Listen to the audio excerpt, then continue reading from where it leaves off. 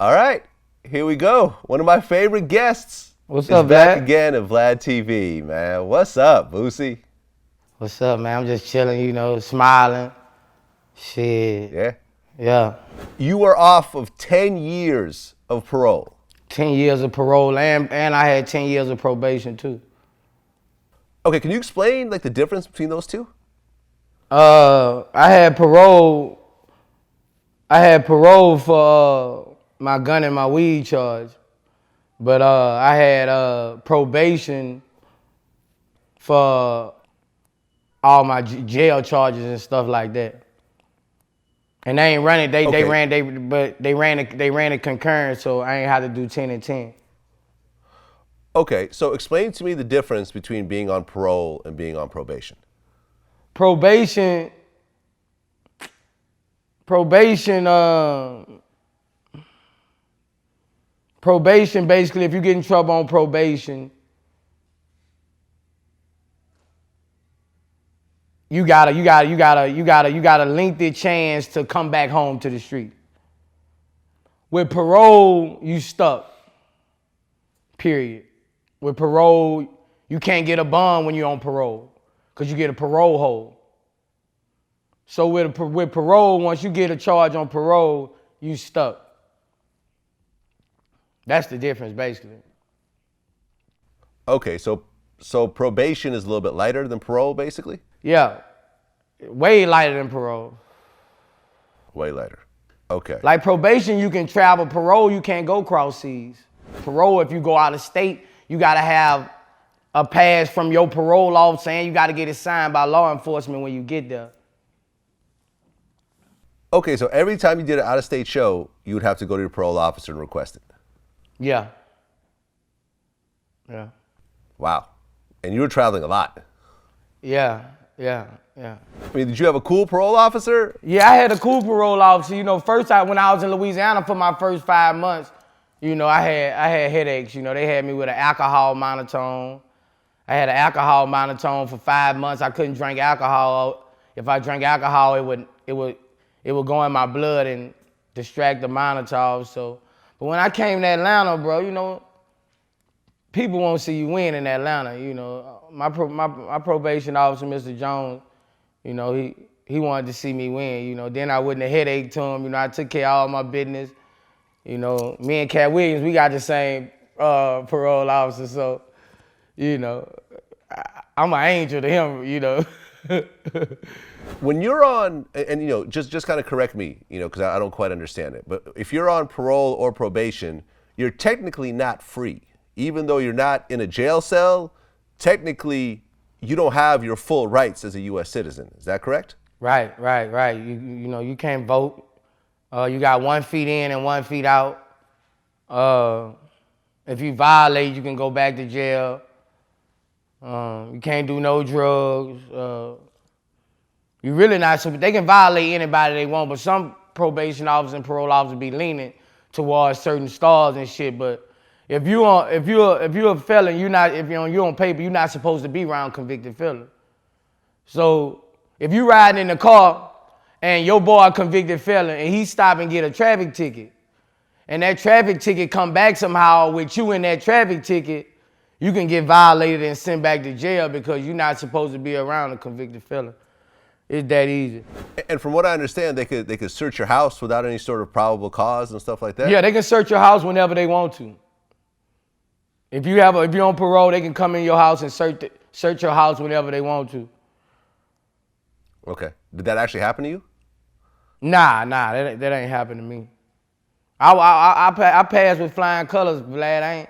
I ain't getting no trouble on parole or probation, so I took care of my business.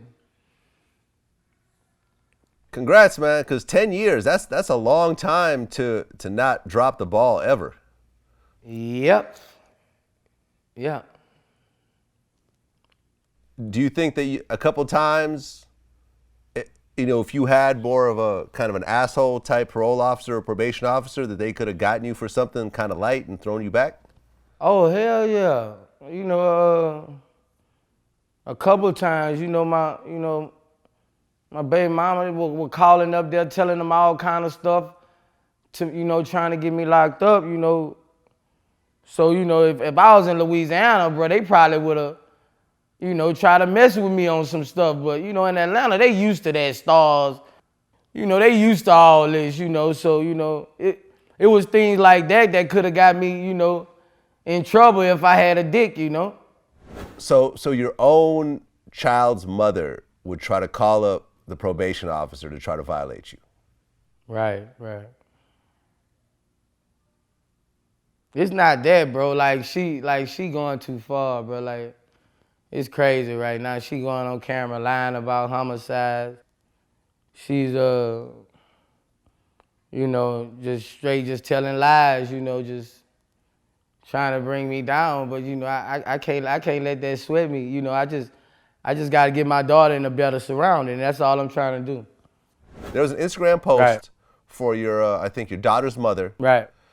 And she played what sounded like a phone conversation between the two of y'all. And in that phone conversation, I guess, both of y'all were kind of angry. There was a comment that you made about, your daughter. Right. Hello, you fucking up? You fucking up? What you see on my soul? Why? No, I want to know what did you tell her? Like my plan this time, he's gonna put a bag on you, bitch. Why? Don't like that son of bitch. He's gonna put a bag on you. I didn't tell nobody to diss you. What did you talking about? What did you tell Tori? Cause she crying. I'm taking out my shit in the moon. You call my daughter a bitch? Tell that bitch I'm taking out my wheel in the moon. You call my daughter a bitch? I'm gonna slack her fucking eye when I see her. I wish you would put your hands on my child. It's not a hustle for y'all motherfuckers. That women won't do me. We're very thankful. The video says you're busy. That's all it says. Like your bitch ass fuck. What does my brother got to do with this? You ain't do nothing to my brother. Yeah, I was still doing swim like your bitch ass. You ain't do nothing to my brother. Your bitch ass. You ain't do nothing to my brother. You ain't do nothing to him. Breathe like him, bitch. You ain't do nothing to him. Crackhead ass mama, hoe. You ain't do nothing to him. Basically, I was going off, never hit my daughter like that, but I do discipline my daughters, but I never hit my daughter like that. But that was just me just fucking pissed off, flashing out, But like I say, that was a police move. Why would you do that? Why would you get my daughter to post something on social media, shitting on her daddy, then record it when I called back? Like that ain't right. Vlad, I'm just trying to get my daughter in a better position because like that side of her family is a poverty plague family. Like they poverty plague. It's a plague on them. Like like they don't think making it out the ghetto. My daughter's mother, she's on drugs heavy, Her mama's a crackhead. Her mama's a crackhead. Like the daughter, the one my daughter called Paw Paw, the grandma and dad, the grandma and her, whatever, he's a crackhead. So they poverty plague, like these people, these women done the last 20 years over 14, 15 years in prison. I can't have my daughter finding crack pipe.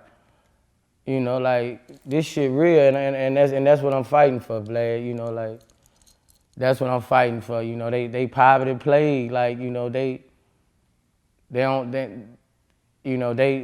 generation teach that generation to be on food stamps. That generation teach that generation be ready for food stamps. It's a poverty plagued family.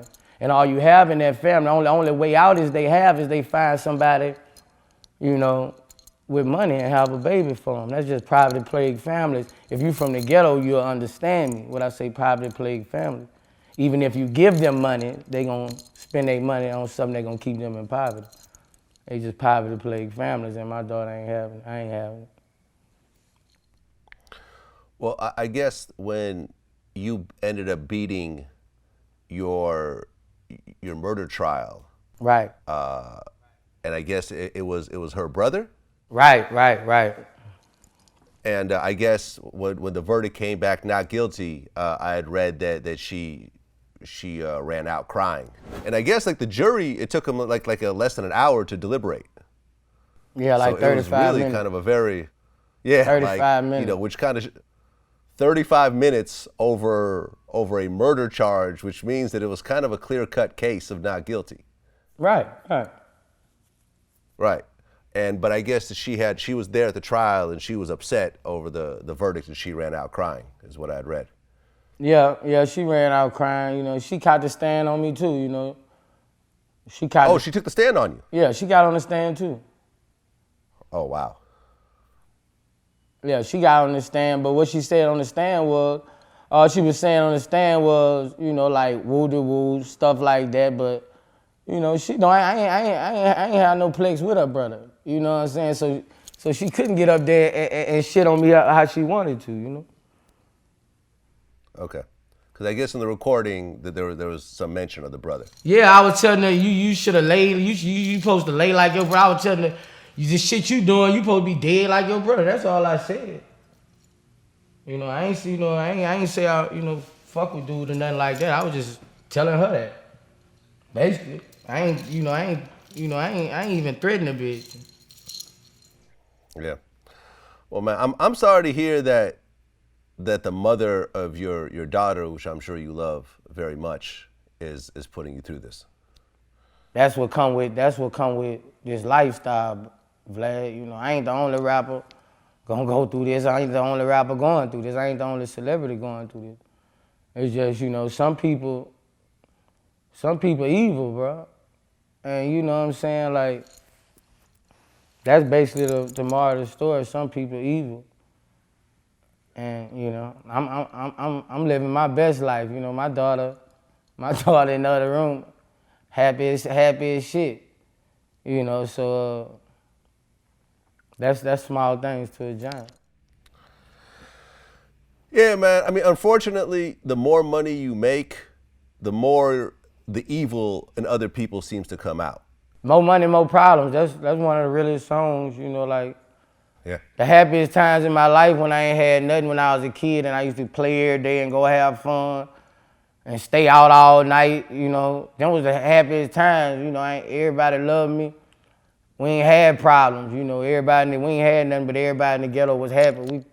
We played softball every Sunday and shit.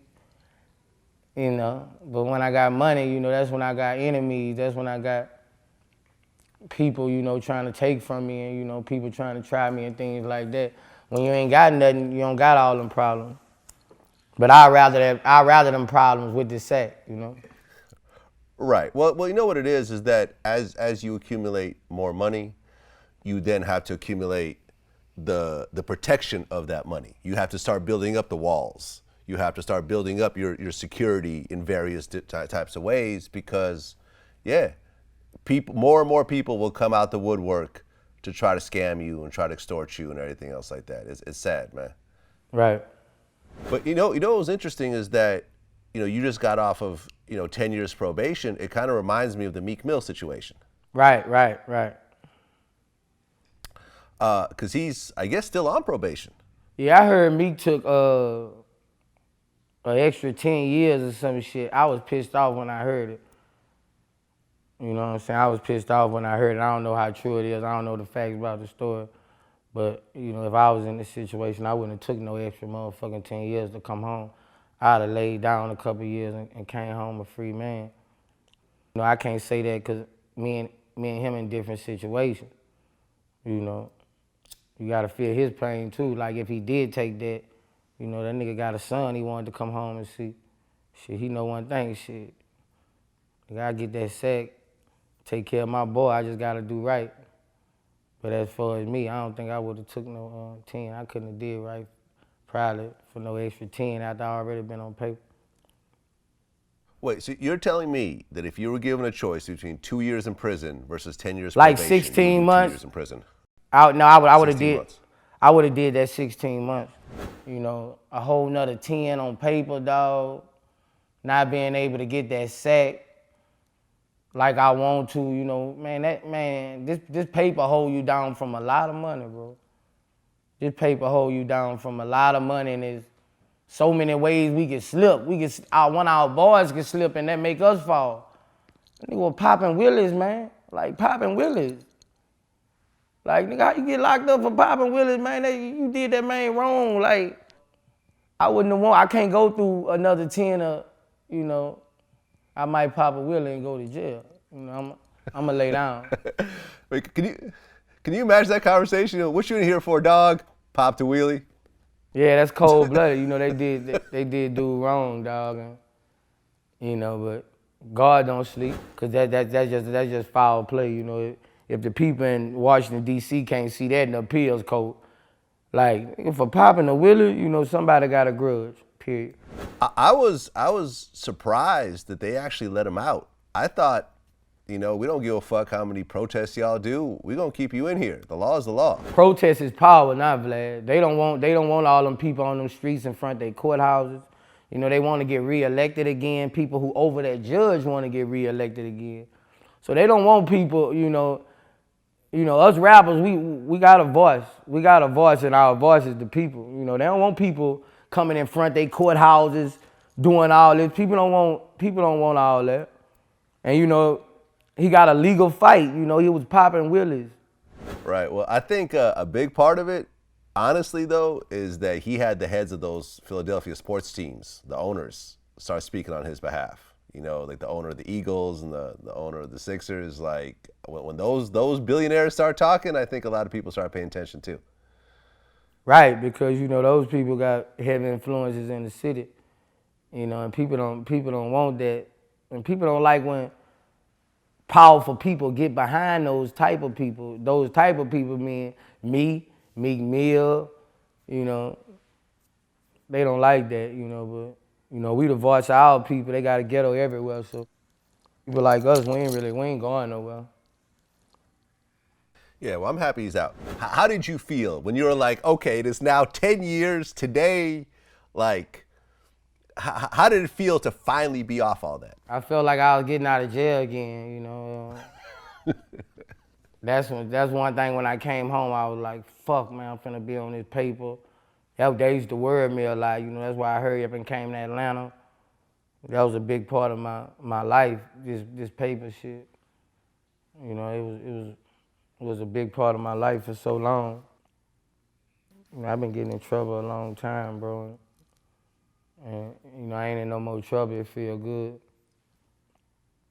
Yeah, I mean, now you could actually travel and do overseas shows. Oh, yeah, I'm going to get that overseas bag now. I'm going to get so much motherfucking money.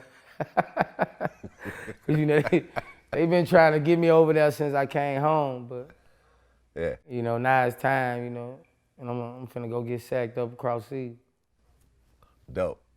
Well, one of your homies, C Murder, is going through something kind of interesting right now. Right. She finna come home, man. Like, you know, what's been going on in Louisiana, you know, it need to be brought to the light.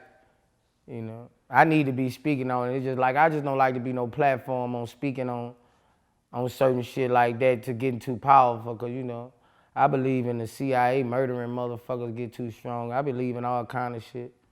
So, you know, I say what I say, but I ain't trying to be no Martin Luther King or nothing like that. Well, you and C Murder were actually locked up together, right? Yeah, that's my bed partner. That's my dog. That's my homie. Oh, well, you guys were in the same cell? Yeah, we wasn't in the cell. We was in the dorm. We wasn't in the cell. We play population, man. Niggas who in the cell be on protective custody. Them niggas don't in protective custody because they told the people, I want to be in the cell. Like, nigga, if you're an inmate, you got the right to be in population. All you gotta do is tell your lawyer you want to be in population. You don't want to be in the cell. We was in population around 150 other inmates. Okay, so when you're in population, you have a private cell, basically? No, when you're in population, you live in a dorm. It's like a big old dorm, like a big old barn with like 160 beds in it, like an auditorium.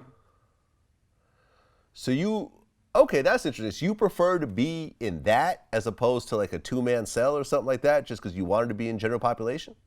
Yeah, I won't be in general population. I won't see the women. I won't gamble. I won't talk on the phone. I won't get visits. I won't get contact visits. You know, yeah, I won't be in population. I won't be in the world. It's called the world. You don't want to be in the, you don't want, you know, niggas, I'm built different. I gotta be where it's cracking it. I can't be in no motherfucking say a hide. I can't be doing that. Okay, yeah, I'm just not familiar with how it works, but okay, I understand now. So I guess in the C murder case, the person who testified against him is now recanting his testimony, saying that he was pressured. Yeah, man. You know, he had a murder. He had some shit with a murder. And, you know, they told him they'll do everything with his shit. We don't give a fuck about the baby dying. We don't give a fuck about none of that. Just say C Murder did this. You know, they promised this man all kind of shit. Just say C Murder did this. This man supposed to be out of jail right now. You know, this man supposed to be out of jail right now. You know, P on his team. He got the best lawyers on his team right now. Like, he finna come home. I don't see why he not home right now. You know, nigga supposed to be home right now. You know, what they did was just, you know, that's 15, 16 years of somebody's life you took. And he innocent. Crazy. I know he innocent. That's my bed partner. I know he motherfucking innocent. He ain't do it, period. And that's all I'm gonna say. How do you feel about Kim Kardashian pushing for prison reform right now? I think it was smart. I think it was a smart move for Kim Kardashian. You know what I'm saying? Like, that was a hell of a move. Like, when you touch the prison system, I salute her for that, bro. I ain't gonna lie. I salute her for what she doing, you know, trying to get people out of jail. Because they got a lot of people in jail fucked up.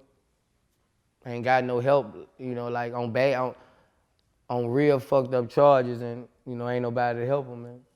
You know, they got the means and the money to do so. So I feel like that's a good thing what she doing. Yeah, I mean, she actually met with Trump and got that one woman off after, I don't know what, 25 years or something like that. That's some other shit right there. Yeah, that's some G shit. But I hope she ain't just doing it for that woman, because they got a lot of more. I hope she finna go dumb. I hope she finna go dumb with it and, you know, do that for a lot of more people.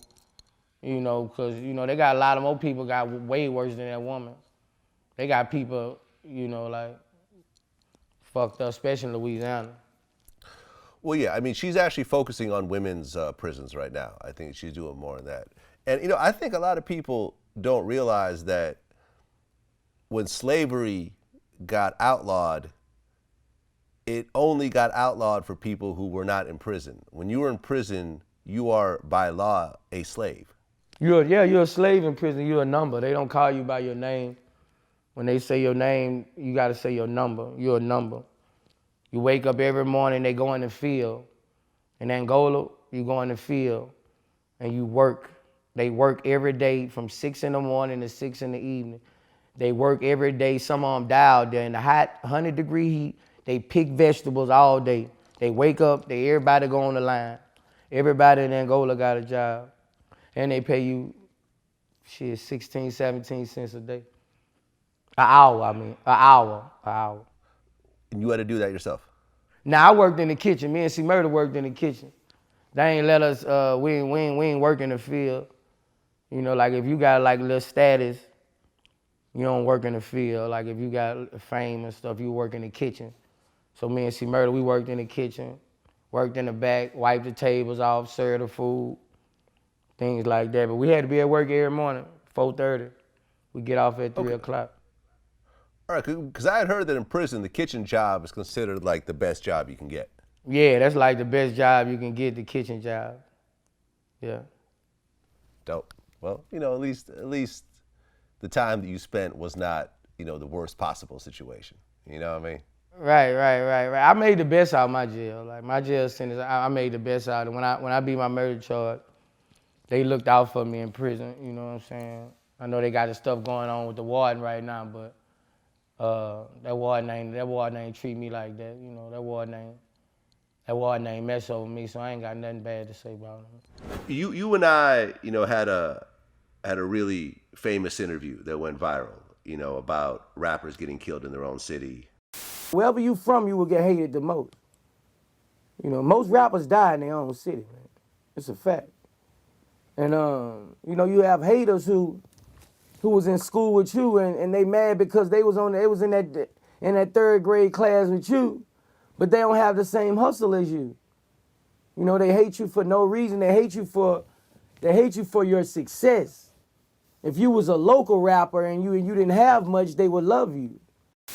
A month ago, like almost exactly 1 month ago, my timeline suddenly got filled with this interview again because XXXTentacion, who was 20 years old, got killed in Broward County. And on the same day, Jimmy Wapo, who was 21 years old, got killed in Pittsburgh. Right. Both of which was their home cities. Right.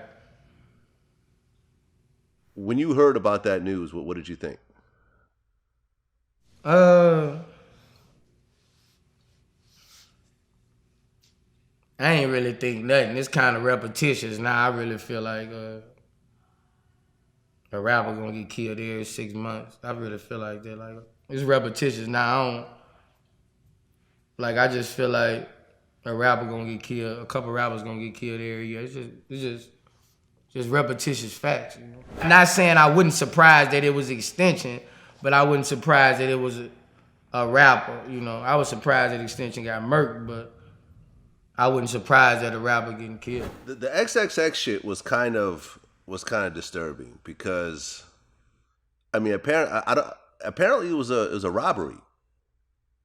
That he was out there, had a nice BMW i8, had a Louis bag filled with cash, and it looked like a robbery that he didn't cooperate with, I guess, and they ended up killing him. Right.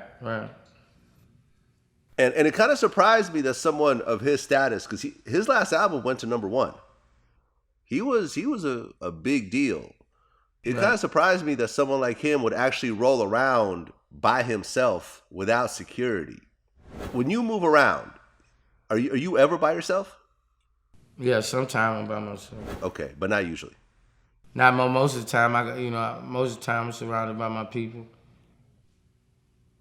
We keep guns though. So, I got protection. I just can't be having, no guns and shit. But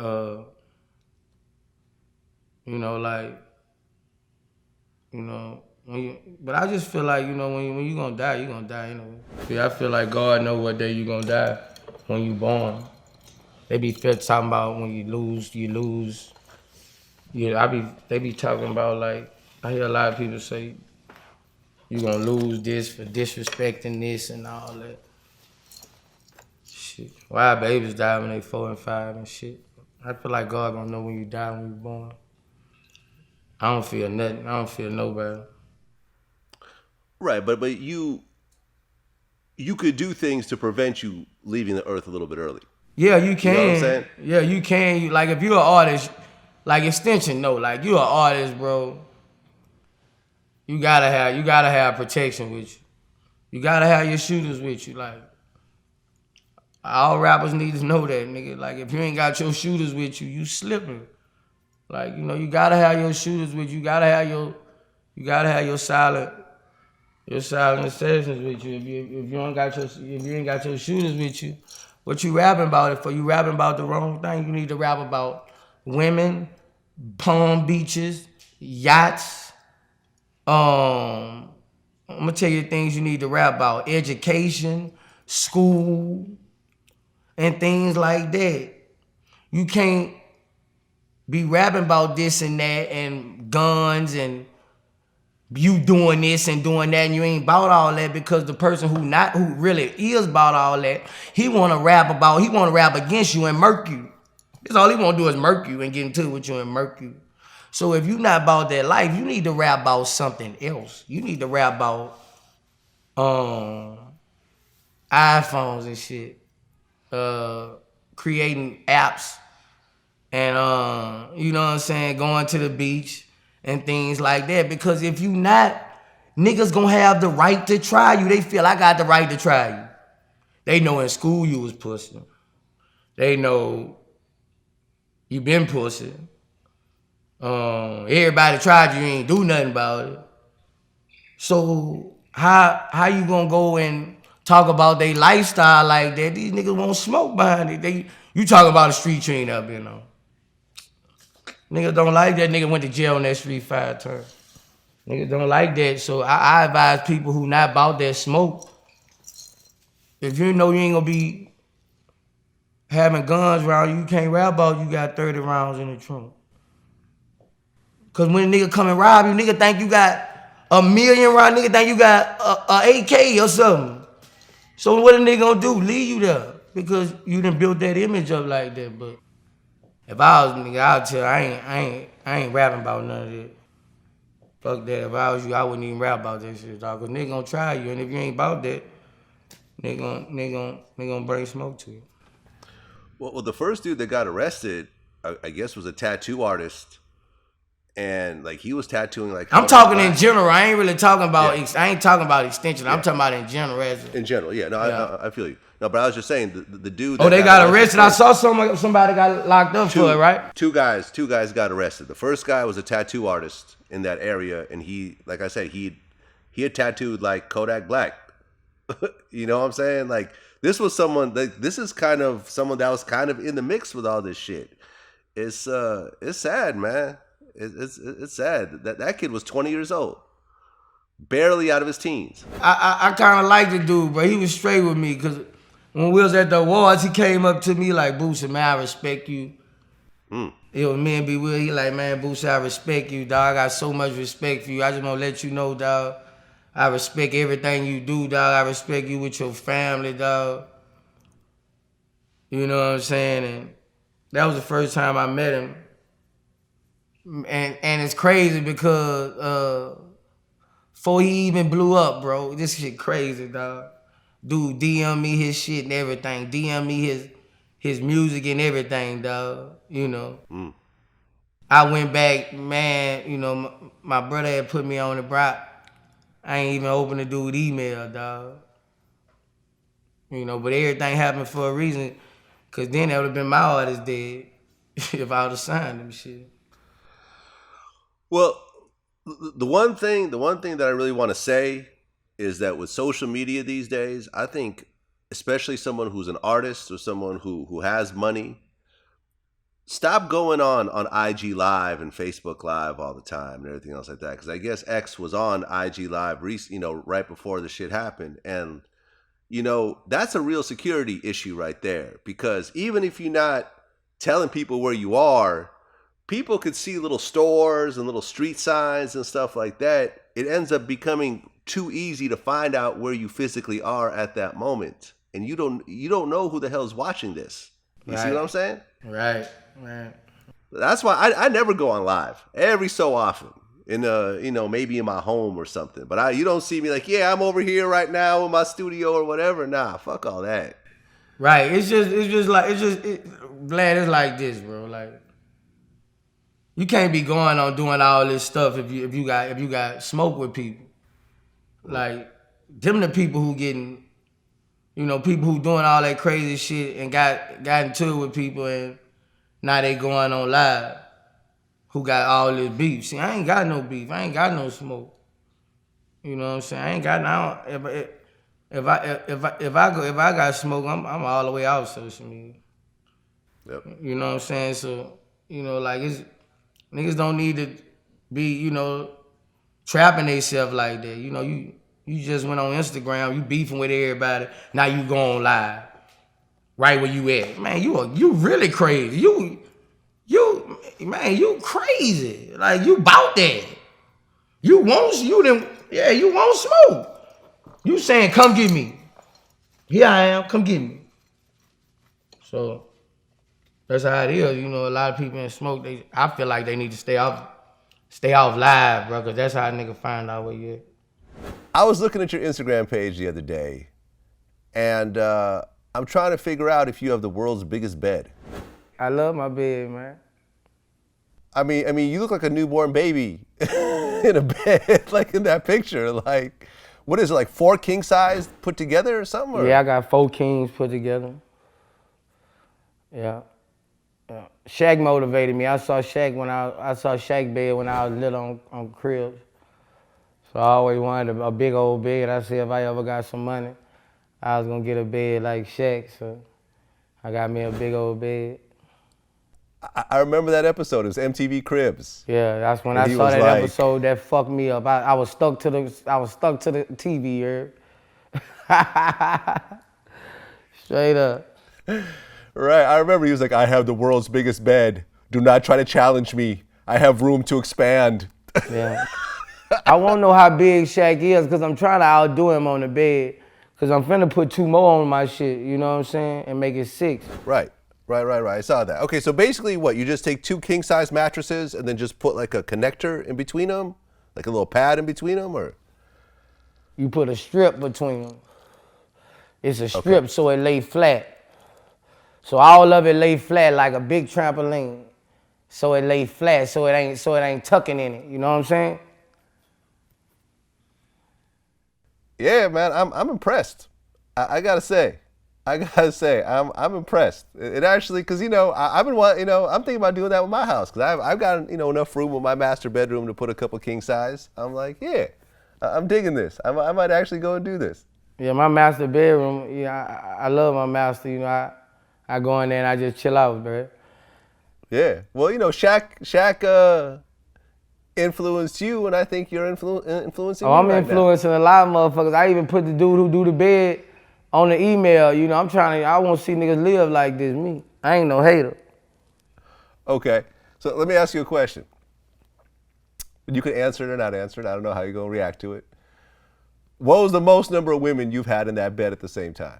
Oh, I ain't broke it in yet like that, Vlad. I ain't broke it in. I'm finna break it in though. I ain't broke it in yet like that. But when I break it in, it gonna be more than a 3, because like a 3 ain't no biggie. But it gonna be probably about 4 or 5, probably a 5, some or 6. I've done 3 before. I've done 3 at one time. Oh yeah, I done had a 6, but I'm just saying what's gonna be done in there. It can't be just no anybody. It gotta be top of the line bitches. You've had 6 at one time. Yeah, I had a 6 before. You just gotta have girls. You just gotta have girls that like girls. Yeah, because when you're doing 3, 2 of the girls gotta be messing with each other while you mess with one. Right. Y'all could rotate and all that. Yeah. There you go. That player shit right there. Now I was looking at some other Instagram photos. And it looks like you have a football field in your backyard? Yeah.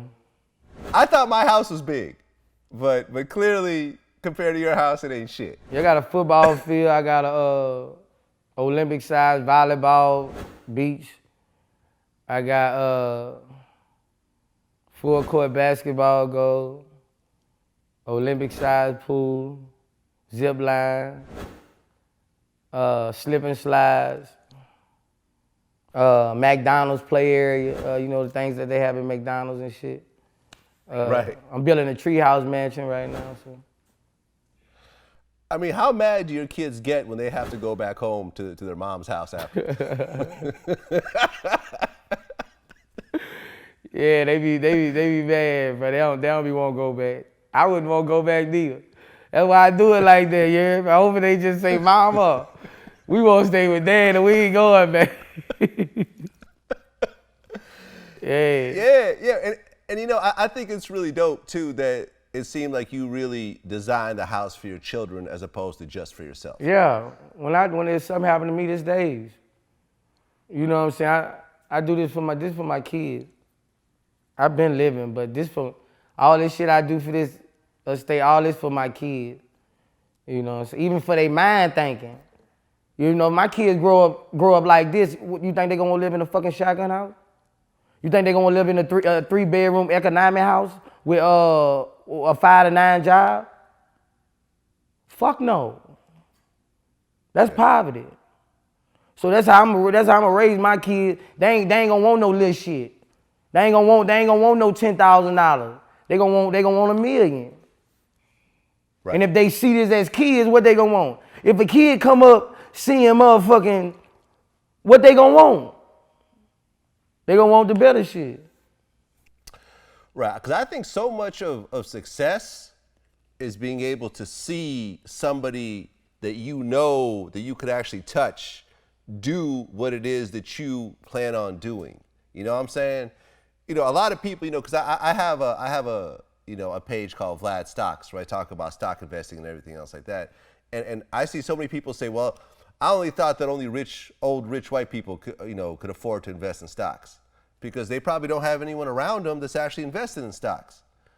You see what I'm saying? Right. When you see people that are doing, you know, the shit that you want to be done, you like, oh yeah, I could do that because Boosie did it. Okay, and here I am in this house. Well, if he could do it by rapping, I could rap, or I could do something kind of like that, and I could accomplish this. It's not just a fucking dream, and it's not some shit where like, well, you know, Boosie only got this because his daddy was rich. Right. And, oh, Boosie, you know, Boosie got this because, you know, he went and stole from a bunch of people, and I'm not trying to do that. No, Boosie got this shit by working hard, you know, by perfecting his craft, by being smart with his money.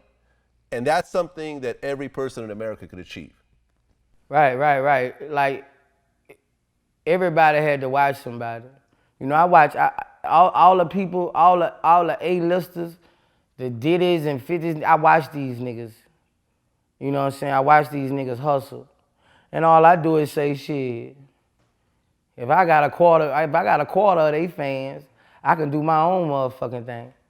If I got 25% of they fans, why I can't do what they do? Why I can't have liquor? Why I can't have cologne? Why I can't have, you know, chips, whatever I have?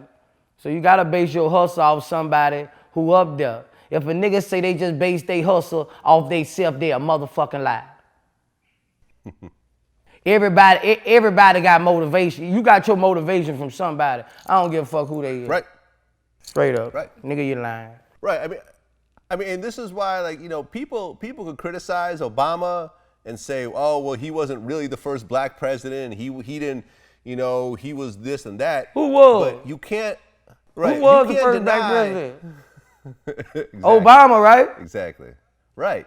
But you can't deny that billions of black kids around the world saw this and said, I could be president of the United States. It's For real. actually achievable. For real, It's dog. actually achievable. I agree with you on that, Vlad, because when I was in school, motherfuckers were standing up saying they won't be the president. Not the black person. Right. They were just saying they won't be Jordan or somebody like that. You know what I'm saying? Yeah. Obama gave hope to a lot of black people. I agree, because I'll be honest. I'll be dead honest. You know, I mean, I'm in my 40s. I did not think I would see a black president in my lifetime. Me neither. Yeah. I ain't lying. I never thought of that. I never thought I'd see, I'm in my 30s. I never thought I'd see a black president ever. I ain't gonna lie. Yeah. And I supported this shit out. I was all in jail talking shit. Like I knew about the Congress. I ain't know the shit about it. I just be watching CNN talking shit. You know what I'm saying? He motivated me. I ain't lying. Obama did this shit. Just the taxes was too damn high. Yeah, Trump is lowering taxes. We see a little bit more money. But I we'll sure see what appreciate happens in it. the long term. I appreciate that shit. I appreciate it too. I Well. don't like the other shit he's doing, but I appreciate the taxes. Well, speaking of taxes, DMX is in jail right now for tax evasion. Man, DMX one of my favorites. I'd say DMX top 5, bro. Like, DMX one of my favorites. DMX and Juvenile, them niggas hard, son. Like, DMX was, like, he was the first nigga from New York, dog. I'm gonna tell y'all some real shit. That really, I felt his music. Like, you know, coming up, I was a down south junkie and West Coast junkie. But that nigga made me really feel his music. That was the first concert I went to was a DMX concert in Jacksonville, Florida. I'll never forget. First concert I ever went to, man. This dude made me damn near cry. He said his prayer at the end of the, man, hey, bro, this shit was real, dog. DMX a legend. And Jay-Z was opening up for him. Jay-Z and Foxy right. Brown was opening up for him. That's why you gotta stay on your fucking grind, man. Yeah, no, DMX had 2 #1 albums in the same year, which was unheard of in the music industry at that point. Unheard of. You know, like that shit he did with the bathtub full of blood, like. Hey, that shit was crazy. I was listening to it the other day, yeah. Yeah, but you know something? DMX is not the first rapper to go to jail for tax evasion. I think Fat Joe had to sit down for a while. I think Ja Rule may have hit something, I think. And then, of course, you got Wesley Snipes, who's, you know, probably the most high-profile person. And it's funny because sometimes on Vlad Stocks, I talk about stocks and people like, you see all these comments saying, there's nothing in the Constitution that you have to pay taxes. You know, I'm not paying taxes and, you know, there's no law in there. And if anything happens, I'm going to show them that there's no law in there. And I'm like, you either pay taxes or you go to jail. Right. You know, I feel like us paying taxes is nothing but the mob. It's just the old mob. It's just the mob. Why every $1 million I make, I got to give you $300,000? You wouldn't on the corner with me rapping. You don't know about no story I've been through in this ghetto. You wouldn't have gave my mama shit if I got killed to pay for the funeral. Why when I blow up I owe you $300,000 off every $1 million? So that means if I spend $200,000, $500,000 gone. Yep. That's the mob, man. Why you do that to the rich? Why you take from us like that? What we did? You wanted us to go be successful. Why take our money like that? You wanted us to go be successful. If you're going to take our money, give it to the poor then. You know something? If you think this is bad, go live in France, where they got like 70% tax brackets and stuff like that. Yeah. It's crazy over there. And it's crazy because at the end of the year, you know, they shred up all them damn millions, bro. They shred it up and throw it away. They throw it away, Vlad. You know that. They shred it up in the shredder, billions of dollars, and throw it away. But you won't lock the people up on the corner who trying to go get money. The world fucked up. Yeah, but you know something? Pay your taxes anyway. Yeah, you got to pay your taxes. You got to pay the mob. Yeah, you got to pay the mob. You know, that's what we going to start calling. It's know? the mob, man. You just got to pay them, bro, you know. You got to pay them. Let me tell you, man, Wesley thought that he was smarter than everybody. He tried to say he wasn't a yeah, he US say resident. he was a Judas or something. What he was saying, all that? That shit ain't gonna work with the feds, man. Pay them people, man. I'm paying them. You gotta pay the feds, man. I'm paying. I've easily paid over $1 million in taxes. Damn, Easily. Vlad, you making some money, Vlad. You getting some money. I've God damn, Vlad. Boy, I remember 05, boy, I remember. Vlad, remember 05? I had that bitch smoked out New York, huh? Yeah. A whole lot of change since 05. Yeah, I see. But you know what's really changed though is that I put myself in an ownership mentality where I said, okay, I'm gonna stop chasing these people for these movie deals and these video deals and stuff like that. I'm gonna go ahead and just own my own shit and build my own platform and own my own assets and be able to just make that money myself over time. You know what I'm saying? Right. Because at the end of the day, you're either in a service business or an asset business. If you're in a service business, you're gonna keep working for someone else forever until you die. Right. If you're an asset, if you have something that makes money, I don't care if it's a video, I don't care if it's a song, I don't care if it's a book, if it's an app, if it's a product, as long as you have an asset that people will purchase or view or whatever, you could actually keep making money past your death and leave that shit to your children. Right. And that's what I realized after 05. This is why, I'm in a different place right now. Okay. As you are. In 05, you didn't have no damn football field in your backyard. You know what I mean? Yeah. You know what I mean? Yeah. You weren't balling like this, Well, speaking of assets, you actually put out a mixtape called Boom Gang. Yeah, Boom Gang. I took everybody beats and killed they shit, yeah. That shit was hard too. Like you weren't bullshitting on this, man. It looks like you spent some time on it. I don't never bullshit, man. It's just my music's so motherfucking real. A lot of motherfuckers run from it. You know, I spit some real shit. You know what I'm saying? Sometimes that shit come back to humming, because who won't hear the truth? I don't even want to hear the truth sometimes. They tell me some shit. Nigga, shut up. Nigga, tell me the truth. I don't be want to hear the truth sometimes. Motherfucker telling you need to clean them dust-ass kids at home. And you look at home, and your kid sitting there dirty as a motherfucker. And Boosie just told you that. Take that nigga out the radio. Well, let me ask you a question. For an artist such as yourself, that's so established, that, you know, is so focused on money, you actually went and threw out a project like this that you know you can't put on iTunes and Spotify and stuff like that because you're using other people's beats. Like, this is really just for the fans. Like, what made you do something like that? Just to give it to the fans. Just to give it to the fans. A lot of shit be with me about for the fans. I do a lot of shit for the fans. You know, money my hustle, but I still got a heart for my fans. And I do meet and greets, you know. I do all kind of shit. You know what I'm saying? But I'm chasing the bag at the same time. But my fans, you know, I got real fans. I feel like my fans love me so much. Every show I go, people crying and shit like that. That's real love. When you crying and shit like that, these ain't no fake tears, dog. Yep. Yeah, man. I think that's why people fuck with you so hard. Because I think they can just tell that you're really about the fans. It ain't just, you know what I mean? You know, because I know certain, you know, like I'll give you an example, right? Like, I know Busta Rhymes.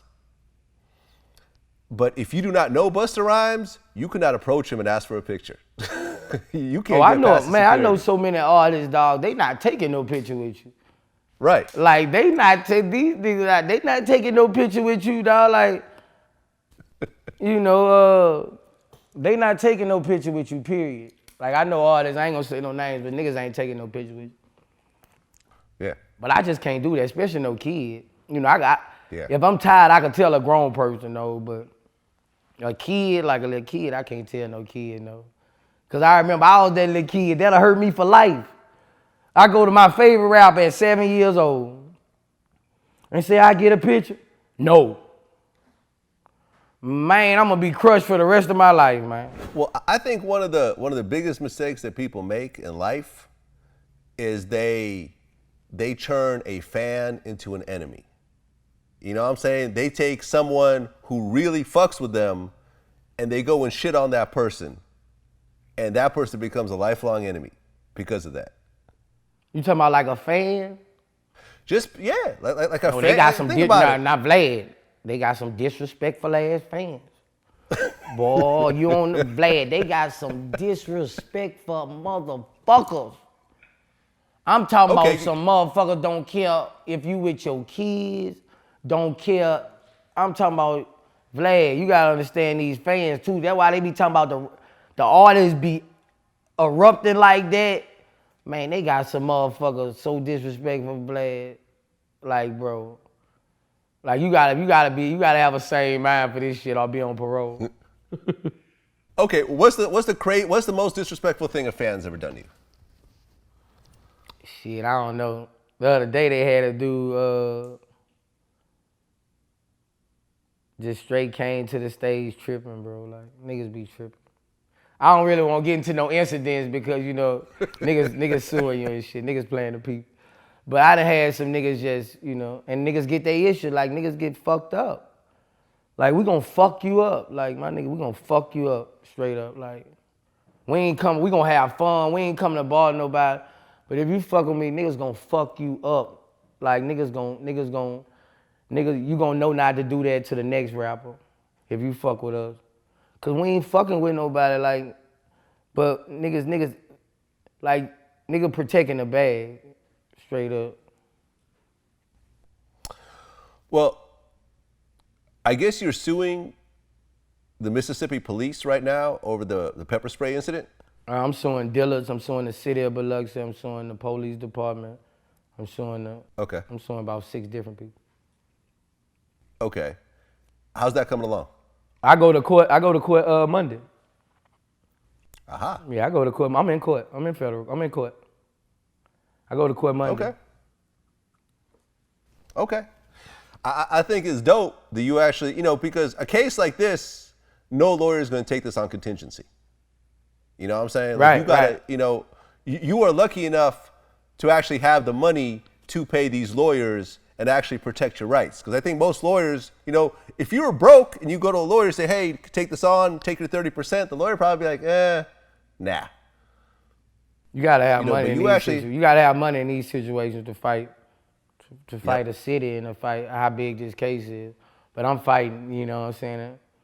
I ain't stopping, Vlad. I was done wrong. Me and my people was done wrong. Like we was rawed out to the fullest. And and the judge gonna see. We was treated like animals. Any judge gonna see that. So I ain't worried about it. Right. Well, I guess the mall cop is actually suing you as well. Yeah, they suing me as well. The mall cop suing me as well. So I'm gonna have to go to criminal court for that in like 3-4 months. He say he's suing me for assault, first assault, some $300 bond shit, man, bro. Like, but they gotta have a comeback too. They trying to come with this criminal case thinking I'm gonna try to take a plea or something. Hell no.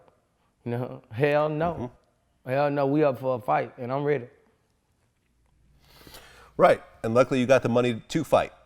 Right. Once again. So recently, you have, how many kids do you have now? How many kids? Yeah. 8 biological kids. But my partner who died, I got his kids too. Right. You got the adopted kids as well. We recently interviewed this artist out of Florida named Glock 9. I don't know if you saw his video. It started to kind of go viral. A lot of sites picked it up. And he said in the interview, he's a real dark-skinned guy. And he said that he doesn't want to have a baby with a dark-skinned woman so the kids won't be as dark as he is. I don't need no black bitch. Right, that's what he said. Throw your hand. Yeah, I ain't gonna lie. I can't have no cut. Like, I know if I'm fucking with you, I'm black as fuck, right? I'm black as shit. Yeah, black is beautiful though, man. So I know if I fuck with a black bitch, we gonna have a black ass baby. So? I ain't with that. Why? 'Cause I'm already black as fuck. So? I can't. No. Well, I mean, this is an interesting thing. Like, so if you have a baby, you don't want your baby to be the same complexion as you? Mm. Why? This a once in a lifetime thing. Like, this a dark ass shade. They be hell no. Yeah, fool up. I can't have. Is your mom same shade as you? Nah. She's hell not. nah. My mom like caramel mocha. Okay, so your dad is darker. Yeah. Okay. Okay, have you seen that interview before? Nah, that was my first time seeing it. As someone who is, you're fairly dark-skinned yourself. Right. You have dark-skinned children. Right. When you see someone say that, what's your take on it? That shit funny because he really think that's how he feel though. He feel like that's how he feel. He probably been seeing black ass babies his whole life. He probably don't want no black baby. He tired of seeing that, man. He probably want him a Mexican or something, I don't go. I ain't never went on that.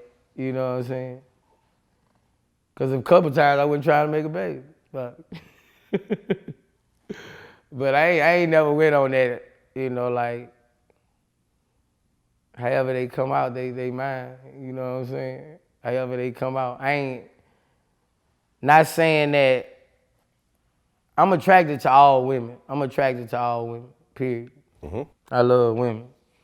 But, I don't really focus on what type of skin a woman is. Even though I'm more attracted to caramels and light skins, that I let God gonna choose that, you know what I'm saying? God gonna choose that. Who you have a baby for, 'cause that should be special. Right. Because when I see you with your kids and stuff like that, I really feel that you really enjoy that your sons look like you. You know, you even I said, love it. I love it. Yeah. I love that's it. what I I'm take saying. it. Like, I comb their hair every morning. Every time they step out, they gonna be fresh to death. I get mad if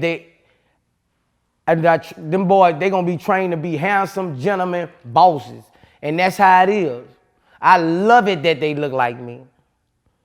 I got in an argument one time with my baby mama because I was talking about really pissed off because she let somebody else cut his hair. Do not do that. Like, I was real mad because that's my boy.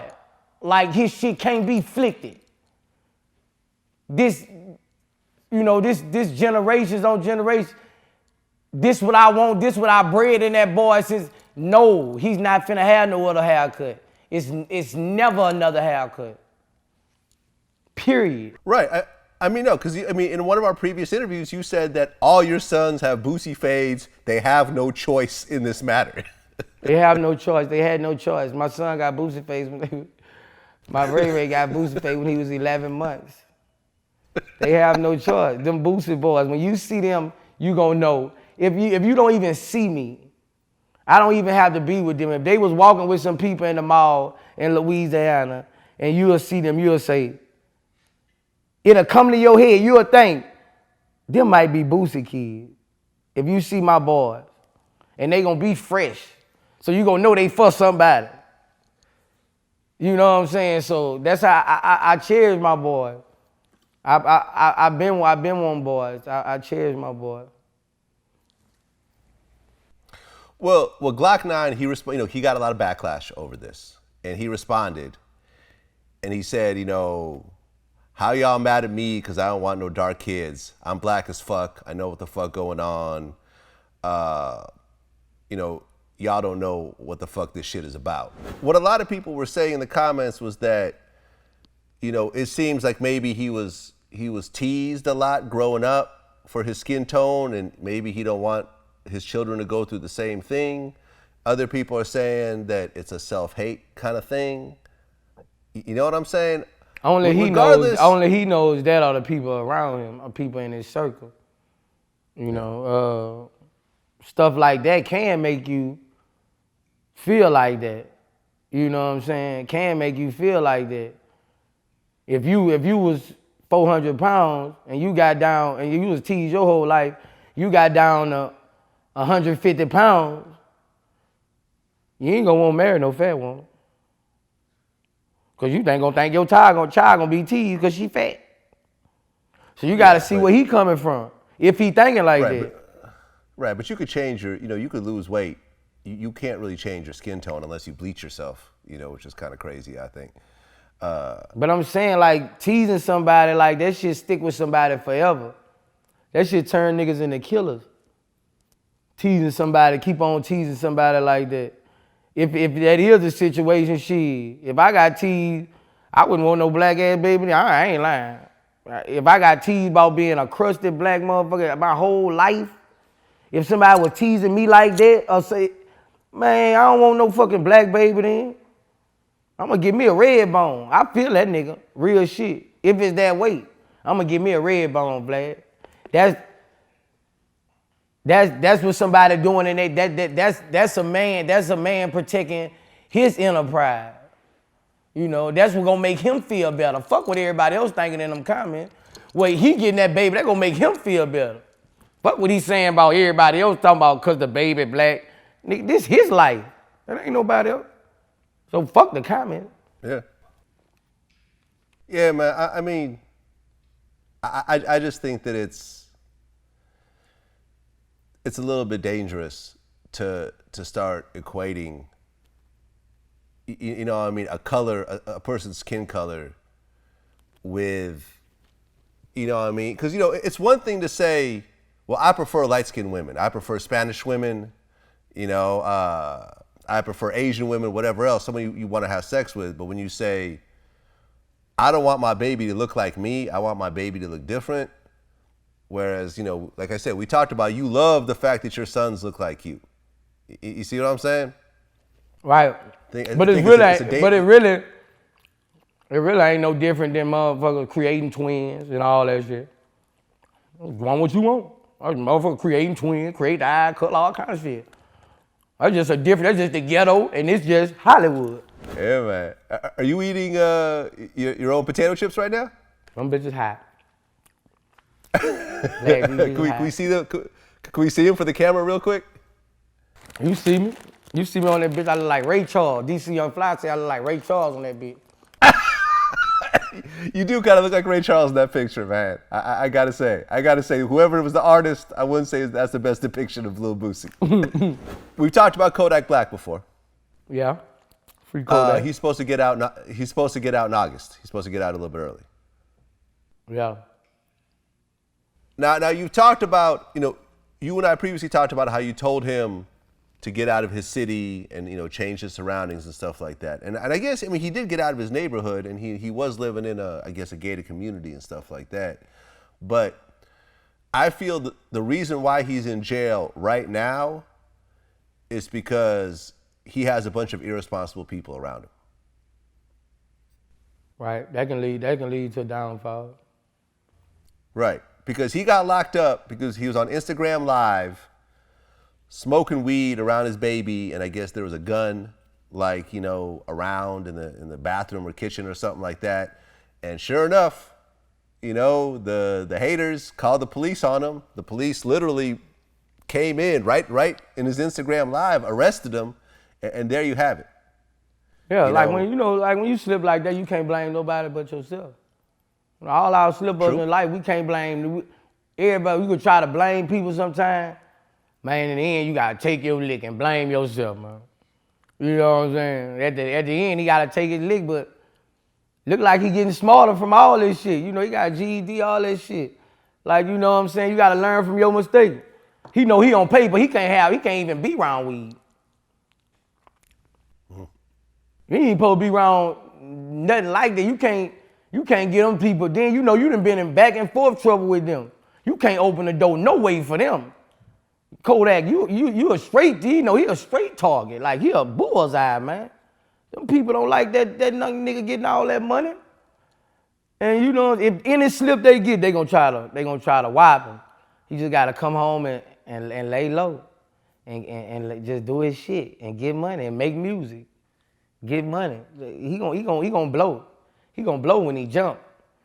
And they know that. Yeah. They just try to keep on catching them slipping. Can't nobody make money in jail like you make out there. Right. All you do is lose money in jail. Right. And I agree with you. Ultimately, it's nobody else's fault but himself. He's the one that allowed all that to happen. He's the boss. Yeah, right? He called the shots. He called the shots. Everybody works for him. He called the shots. They could have said, man, get off the line. He could have overpowered that. Nigga, I got this. He the boss. You gotta take the lick. You gotta take his lick. But how often have you seen people go down that path because they really just have people around them that don't really give a shit about them? They're really just there. That are yes men. They're really just there for the paycheck. That's too scared to tell someone no. How many people around you do you feel could tell you no, you're wrong. Don't do this. You're wrong. This is going to get fucked up. And if you get mad at me, if you want to fire me, I don't care. I still care about you enough to tell you that you're wrong. A lot of people could tell me that I'm wrong, but that don't mean shit. Ain't nobody going to overpower my cause. And ain't nobody going to stand up to me like you saying either. Yeah? Yeah. The boss make the final call. Niggas gonna put their 2 cents in, man. I don't think you should fuck with that. Man, I don't know, but man. But the nigga make the last call. So if somebody ain't do something, if that ain't go down, if that went down, your boss was pussy. It wasn't the niggas around you because these niggas don't go. You don't be that. It be your boss pussy. So we posted up a video of you, I guess in January, where you talk about basically working things out with Kevin Gates. Me and Gates ain't never really had no issue. That's just what the people was making it out to be. Me and Gates ain't never had no issue, bro. They just was billing it like that, you know, but me and Gates ain't never had no issue. So what were they trying to build up? Like, what were they trying to say? His DJ had said some shit. Post had said some shit at a concert or some shit. You know, my boys, they flashed out on some shit, but you know, it would never me and Gates head up. Before I went on, when Steve Gates was coming out stage, I hollered at Gates and everything. It wasn't nothing like that. You know, even that day, if I would have saw Gates, me and Gates, I would have hollered at Gates. It wasn't nothing like that. It was just, you know, little DJ and our crew had a little misunderstanding. You know, after that, it wasn't nothing like that. We don't do rap beef. Yeah. Yeah, and usually the entourages are usually the cause of the problems in a lot of situations. Yeah, you know, it's entourage not even get the out. actual artist. Entourage get out of hand sometimes, but they ain't gonna let nobody get out of hand. Period. Yeah. Did you see that Kevin Gates got that NBA YoungBoy tattoo? Yeah, I just saw that this morning. Yeah. I don't quite know the reason behind it, but Yeah, Kevin me Gates neither. gonna be Kevin Gates. You know, like I ain't get it, but obviously if he put that on him, I guess they rocking like that. They riding or die. You know, when you put where we from, you put somebody on you like that. You know, it's up. You know, like they riding or die together. Whatever you mention one, you gotta mention the other. You got people's names tattooed on you? Yeah, I got a couple people names on me. You know, I got my mom, I got Ivy, I got Bleak, you know. Niggas I ride or die for, you know. You say anything about them is up. Anything, you know, if you kill them, you gotta kill me. You know, these the people I got on me, like it's ride or die with these people. You know, my mama, my kids' names on my chest. It's straight smoke. So if I put somebody on me, it's straight smoke. I jeopardize all this shit for anybody I got on me. As you should. As you should. So I guess, you know, that's how they rocking. So Yep. everybody asking me about it, you know, I don't really want to talk too much about it. You know, y'all gotta ask them, you know, why they got the tattoo. I mean, at the end of the day, Kevin Gates has always been a little bit different. You know, I mean, he had the video about how he was messing with his cousin. You know, he was dating his female cousin. And You gonna have to ask Gates about all this, Vlad. You gonna have to ask Gates about all this. I know, man. I think people underestimate Kevin Gates' trolling, man. Kevin Gates, I think, is out trolling most everybody else, man. Anyway, shout out to Kevin Gates. I'm a fan of his. Yeah, shout out to Kevin work, Gates. You know, we support him. You know, he ain't never did no big shit with me, so, you know, we support him. We support him, you know what I'm saying? Whatever it is, we support Gates and YB. I interviewed with him. I did an interview with him some years back, and it was a dope-ass interview, man. I definitely like him as an individual, you know, as well as an artist. Shout out to Kevin Gates. As someone that's focused on money like yourself, recently there was a Forbes article that had Kylie Jenner on the cover, and they were saying how she's about to be the youngest self-made billionaire out there. I think she's worth something like $800 million. Right. And a lot of people started getting mad and saying, nah, she's not self-made. You know, she had the whole Kardashian umbrella behind her and everything else like that. What do you think about that? I ain't really getting too much into it. I saw it down my timeline. You know, I'm happy for anybody who get money. You know what I'm saying? Because I know the feeling they having. You know, I'm happy for. You gotta be happy for somebody blessed like that. You know, that's a blessing. You can't be mad at her. Be mad at God. She was born just like everybody else with a baby. You gotta get mad at God. You gotta go say, God, you a bitch ass nigga. You gave the Kardashians all that money. You a bitch ass nigga. You can't hate on the person because they got damn near a bill and young like that. You can't hate that. You gotta blame God. You gotta say, God. You gotta go at God for that, cause God blessed her. That's that young. I don't give a damn how you still got blessed with. I don't give a damn you win a lottery. I don't give a damn how you got it. You know, I'm happy she got the money. You know what I'm saying? And a black dude. Well, I really feel, you know, and this is coming from my own self-experience as well. I couldn't really be very happy for people who had money until I started to get money myself. Right. You know, Right. when I was fucked up, like, you know, you talking about 2005, I was not doing that good in 2005. Yeah. I wasn't homeless, but I was, you know, had a little 1-bedroom, you know, little apartment, and, you know, I didn't have no design, I didn't have no Gucci, no nothing in my closet. I couldn't afford I that understand shit. what you're saying, because when you get money, it make you happy for others. See, Right. See, when you a good nigga, people think money make you evil, but it don't. It make you happy for others. Because you won't see other people get that money, because you know how it feel to get money. But when you ain't got money, you have more of a hatred side in you. That's just with anything. When you ain't got money, you got more of a hatred side in you. But it makes you a go-getter at the same time. That's why niggas with no money take from motherfuckers. Yeah, I don't think people really want to talk about that shit. Because, you know, when you see all these comments like, nah, like people were really angry at Kylie Jenner. Like, you only got this because your sister was fucking on camera. That's the reason why you rich. And it's like, And all yo, they can listen. say is, why I didn't get my sister to fuck on camera. My sister, all you can say is, you can just sit and say, damn, why I didn't get my fine ass sister to suck some dick on camera and go sell it to Vivid. God damn. We would have had 100 million. We got fucking $100 right now. Her pretty ass still walking through the hood, sucking dick for free. That's all you can say. You can't just say, I don't like this girl because they built this platform. All you gotta say is why I ain't do it.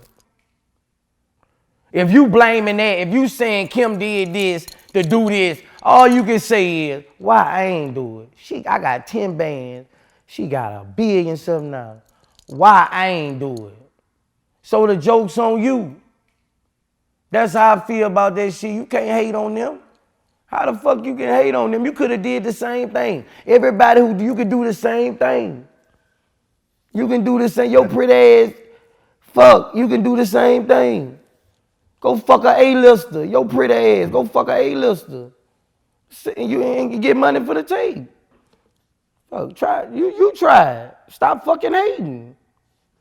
Bitch. Yeah. Go make you some makeup. Go try to make you some fucking makeup. You know what I'm saying? You can't hate on the girl. You don't even know her. Right. Go ask her for a job. That's what your ass need to do. Ask her for, girl got $1 billion. Your ass if you need to be trying to be all right. That's what they just asked me. Say she got 7 people hired with an $800 million. Y'all motherfuckers need to stop hating and try to get high around this bitch. That girl, I'll be trying to get hired. I'm in Hollywood around that bitch. I ain't got shit. I ain't hating. I ain't going on no comments hating. Bitch, hire me. That's what y'all hoes need to be doing. Trying to get hired. Real shit. How you gonna even adapt to trying to live like that when you hating? You supposed to be trying to get hired. You get hired, maybe you'll be assistant one day. Then you'll get first bitch you gotta do eyebrows. You know how you gotta do eyebrows and shit. So, you know, you got everybody started from somewhere. So instead of hating, you gotta go fuck with the money. They hating on that girl and shit. Well, Kim Kardashian started out as Paris Hilton's assistant. She was Paris Hilton's assistant. What she is now? Look at what she is now. When Kris Kardashian, you know, their mother, after Rob Sr. divorced them, she talked about how she went to the grocery store and she couldn't buy a pack of tomatoes because her credit card didn't have any money on it. That's how broke their mama was at one point. You know what I mean? They got it from the mud. Fuck that shit. Yeah, you know like people hating on them. I get tired of hearing about it. Like I get tired of hearing about like people. They blame them on everything. If you know, even if somebody fucking them, if they have a bad game, they gonna blame it on the Kardashian. they you know, that's just how it is, you know. The Kardashian curse. That's what they say, but That's what they say. they say that, but you know, I just feel like there's a lot of hatred towards them for no reason. Like you don't really have no reason to say why you hate a Kardashian. It's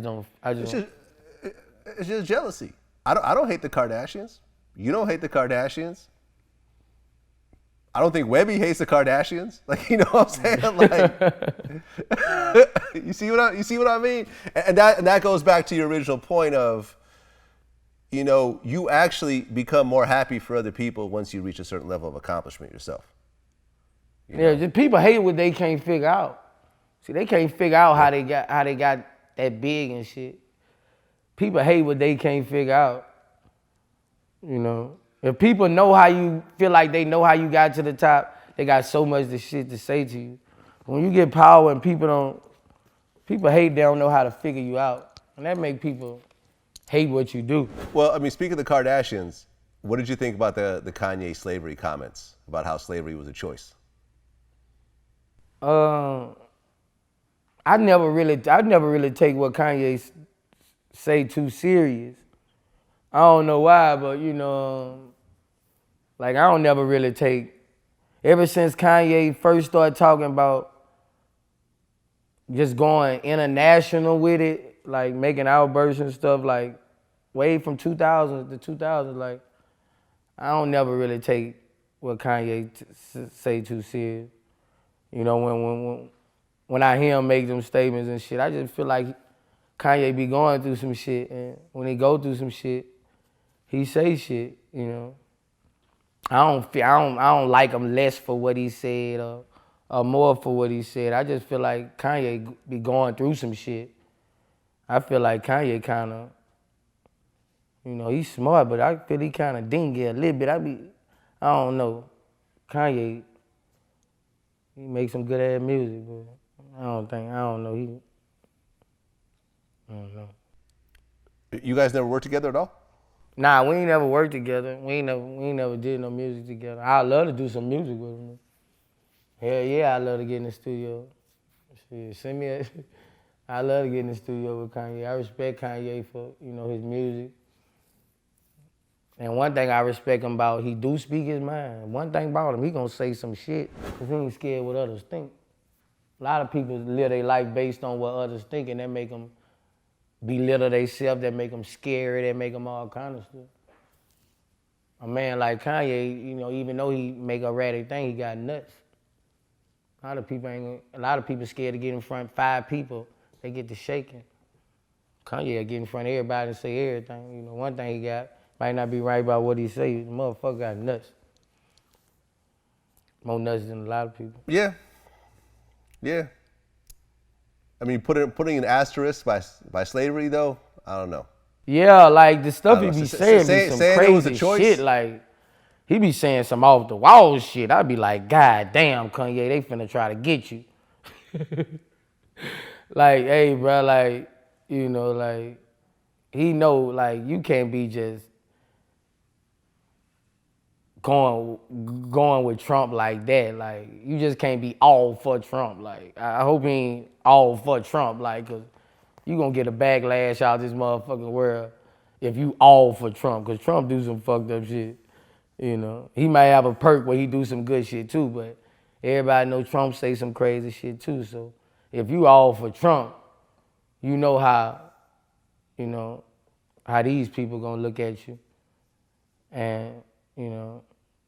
And the brown people, you know, the Mexicans and the blacks, you saying you all for Trump, like you gonna have some backlash by that. Like you can't be all for Trump. Like you gonna Kanye, what you think gonna come with that? You know what gonna come with that.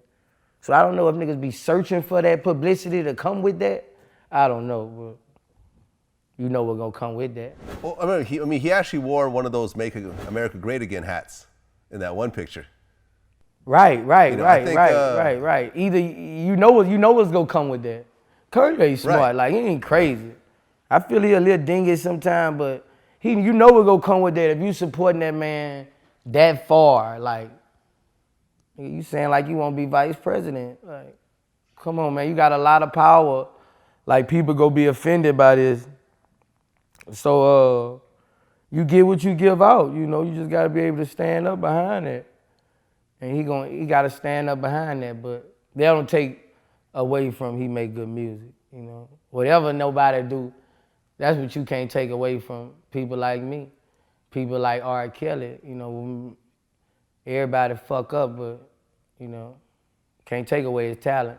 Speaking of R. Kelly, now first of all the underage shit, like all that shit was foul. Because I remember that tape was circulating, right, you know, in my neighborhood. Since that time, I'm really trying to figure out what exactly did R. Kelly do wrong by having a bunch of young girls that were of legal age at his house, messing around with them and so forth. You know, what's so different from R. Kelly and Hugh Hefner when he was still alive, except for their skin color?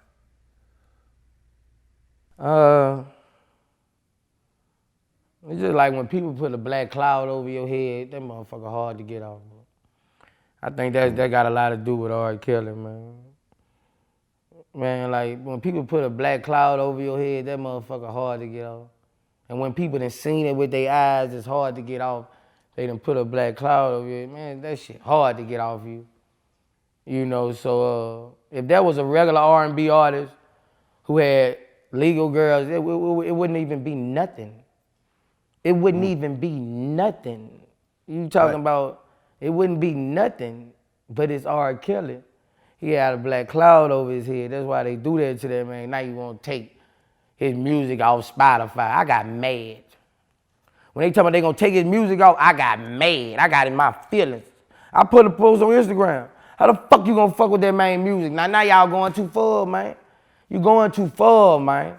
God damn. You know, half of everybody was made by R. Kelly. Half of everybody in the motherfucking world was made by R. Kelly. I know my race was made by R. Kelly. Keith Sweat, R. Kelly. Y'all motherfuckers wouldn't even be living probably wouldn't went for R. Kelly. How you gonna take his music out? Y'all motherfuckers tripping.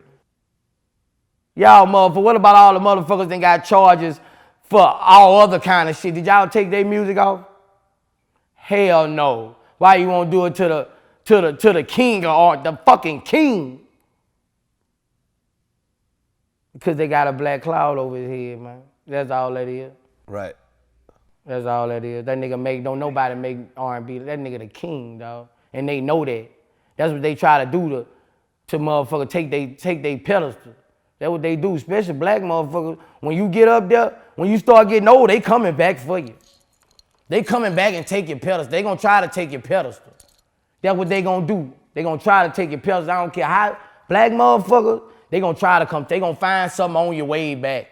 Now they fucking with Russell Simmons. Talk about Russell Simmons touching bitches. Man had 300 million something dollars in the 80s. What the fuck this man gotta ask for pussy for or try to take pussy or rub on pussy? Bitch, you mad you ain't end up with them. Them hoes mad. All them hoes who playing the people, most of them hoes mad, man. Why you ain't say this in the 70s or the 80s? Because you thought you was going to be taken home. But he ain't choose you, bitch. Now you won't bring accusations up. Them hoes, niggas don't take pussy getting cake unless they fucked up. I don't know what y'all confused about. I don't know what the I'm talking to the juries. Every night, celebrities have women who offer themselves to them, who offer their loving to them, beautiful women. I'm talking about beauty. You can pick out several women, you know. Why do you have to give women stuff to, it's not like that in this celebrity life. Niggas don't have to grab arms. Niggas don't have to do that to women. Because women are infatuated with us. Every star got women by the tons who is infatuated, who love them for them, love they swag, love everything about them. Niggas not. I done been in the rap game a minute, bro. I've been in hotels with several artists Like, niggas ain't taking pussy, man. Niggas gotta make pussy go away. Like, for real, niggas ain't taking pussy, dog. Like, all these women accusing people of taking pussy, it's hard for me to believe. Did you see that fat bitch Usher was talking about Usher was fucking with? That shit is hard. Hey, bro, come on now, dog. Come on, man. Like, bro, like hold on. Then everybody believe as soon as they say it. I don't believe it. Niggas ain't taking pussy like that. Hold on. I don't believe Mike Tyson took no pussy. I don't believe Tupac took no pussy. I don't believe niggas taking pussy who can fuck 1 million bitches a year. Like, nah, bro. Every bitch won't lick on a nigga. Like, stop it. These hoes doing that because they know they gonna settle in court. Then they doing it to the older people when they get older, Vlad. Talking about he touched on my ass and trying to take a nigga credit for everything he done built up. Well, you might well come right now and say, I done grabbed on your ass and you done grab dick. You ain't gonna take my motherfucking credit when I get 75 years old, talking about he rubbed on me in the elevator. Boosie rubbed on me. Yeah, bitch, and you rubbed on my dick back. Straight up. That's what they trying to do. Take a nigga shit when they get way up there and come back 8 years later. 80 years later, I'm an old great man. They won't take all my music from me. Talking about me and a bitch grouped in the elevator.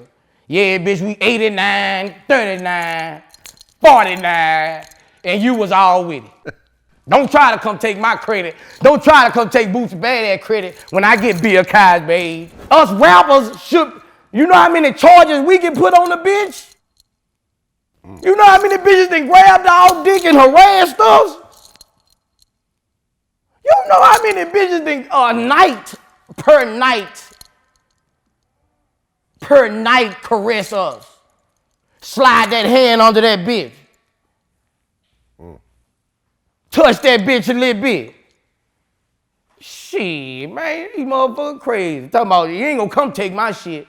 Talking about I touched on you in 2009. Bitch, I touched on you, you grabbed me, bitch. Bitch, you grabbed me and threw me in the room. Fuck the shit out of me, you and your girl. Shit. Talking about nigga taking pussy. Y'all got that shit fucked up. Look, it ain't got no bitch ass niggas out there who playing the peep on y'all. Shit, y'all got some charges out there. How many girls out there right now who probably looking at this interview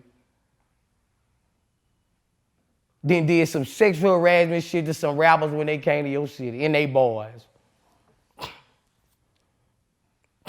Well, since last time that we talked, Bill Cosby has gotten convicted in a court of law. Yeah. By a jury. Yeah. I'll be honest, I wasn't expecting it. How you gonna fight that, Vlad? How we gonna fight that? They putting us in a bad position. If they come back, just listen, bro. If they come back 20 years from now, every rapper, and say, Boosie Badazz touch me, 21 Savage grab my ass. What fight we got with in court, Vlad? What fight we got with them in court? He say, she say? What fight we got with them in court? He say, she say? Because she got a ticket saying she came to the concert? Man, this illegal prosecution, man. How we gonna fight it? Where the witnesses at? How we gonna fight it? It's my word against her word. It's a so-called rap against the word against a bitch came to the concert who feel like she was an innocent bystander. How we gonna fight it, Vlad? You can't. You can't. I mean, it's past the statute of limitations. There's no evidence. There's no witnesses. How we gonna fight it, bro? So I'm telling you bitches now. Bitch, you a lie. Bitch, you a lie. We grouped each other. Bitch, you wanted these. Bitch, if I group you, bitch, you group me. Retarded. Yeah, bitch, I don't know. You ain't coming back and getting me like that. You ain't coming back and we fucked. Yeah, we fucked. We sure did. Well, when Stormy Daniels came forward with the whole Donald Trump shit, you said, I'm sick of these groupie bitches. I'm sick of them, bro. Like, bro, they doing that shit bad, bro. She mad because she didn't get wiped, bro. They be wanting to get wiped. They be wanting to get wiped, dog. They be wanting to get, and when they don't get that spot, they turn on you. They could be your best friend. But when they know that life with you is over, they'll turn on you, man. Let everything out that you kept it real with them about. Them bitches will turn on you, man. Cause they want that spot. Why you stay silent for long? Cause you was waiting. You was waiting on a nigga to grab you and say, come on.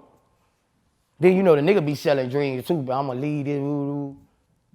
But you know how that shit go? Shit. Yeah, I mean, because, earlier we were talking about your situation with your baby mama recording your phone calls. I had a situation with someone who I'd interviewed, and the interview ended up getting messed up, and I called him up afterwards to discuss it with him, and this motherfucker ended up taking our phone call and putting it on his YouTube channel.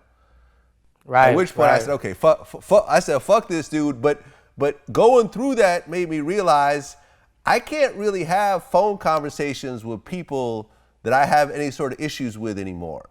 You know what I'm saying? Like, that made me say, I can only have phone calls with my friends. Like, you know what I mean? Because that shit I felt violated. You know what I mean? You had no idea that your phone call was being recorded, I'm sure. Hell nah. Hell nah. Hell nah. Cause I'm flashing out. I'm like, you a stupid bitch. Like, you don't, like, bro, like, they know they could get to me with them kids, bro. They use them kids sometimes as a stool, but, none of my baby mamas would have went that far. How she went, like, just lying about shit, like.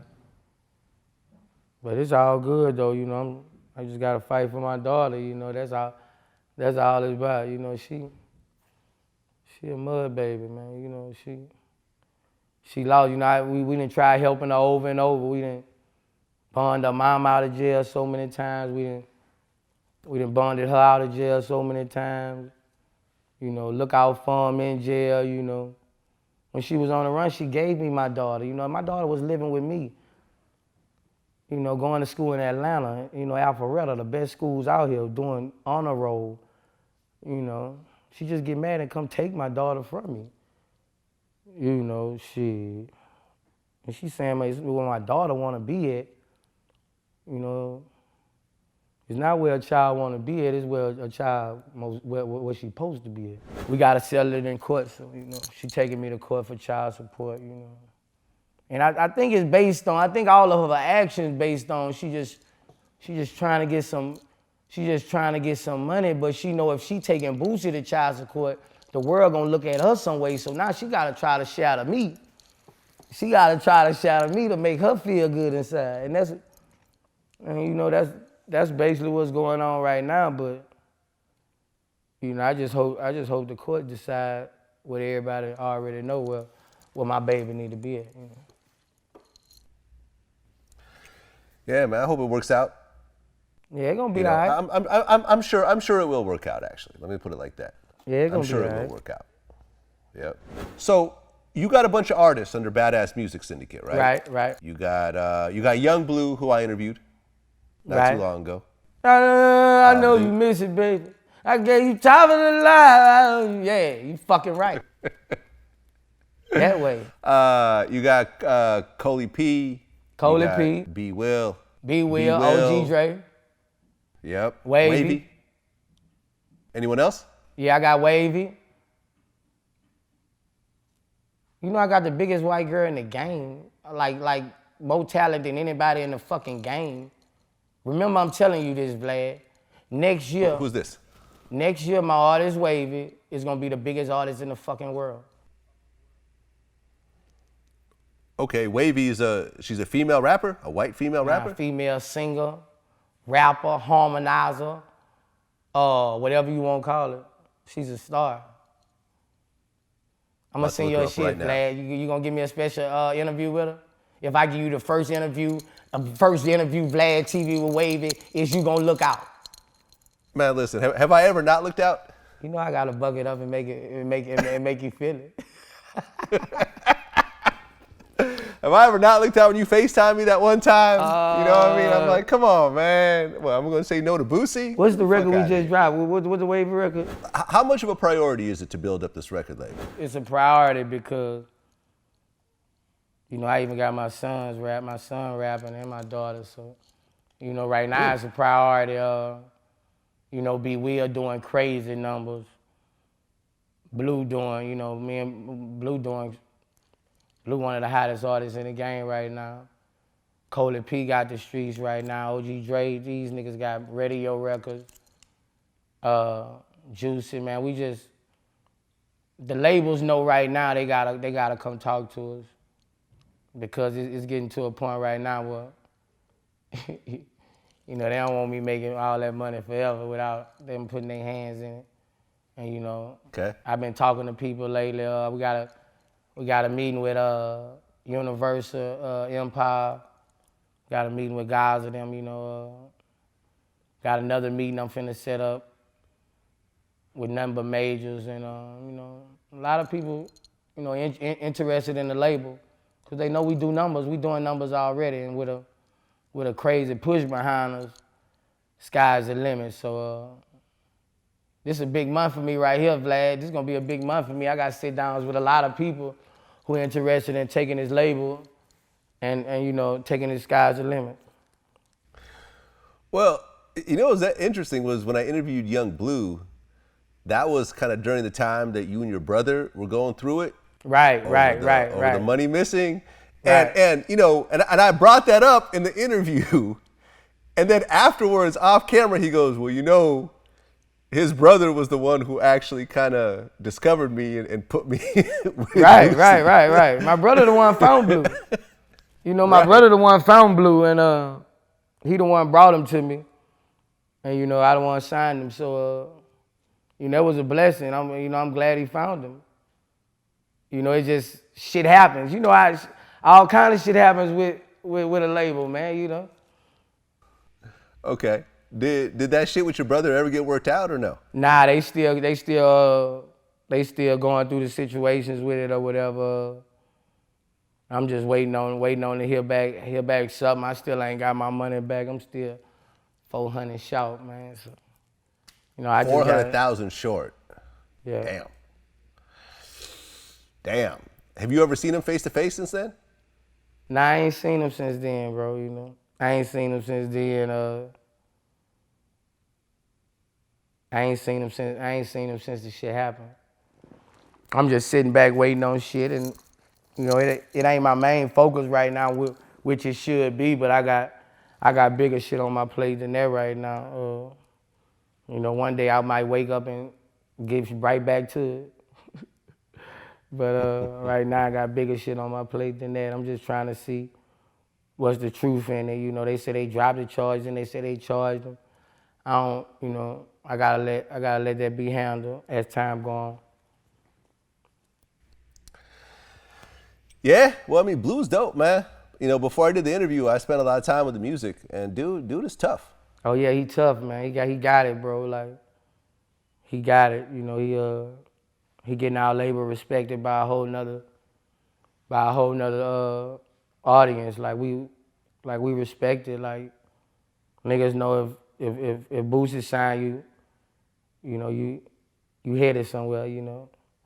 By me signing Blue and taking him the places he at right now, niggas believe, niggas know, nigga, all you need is talent with Boosie.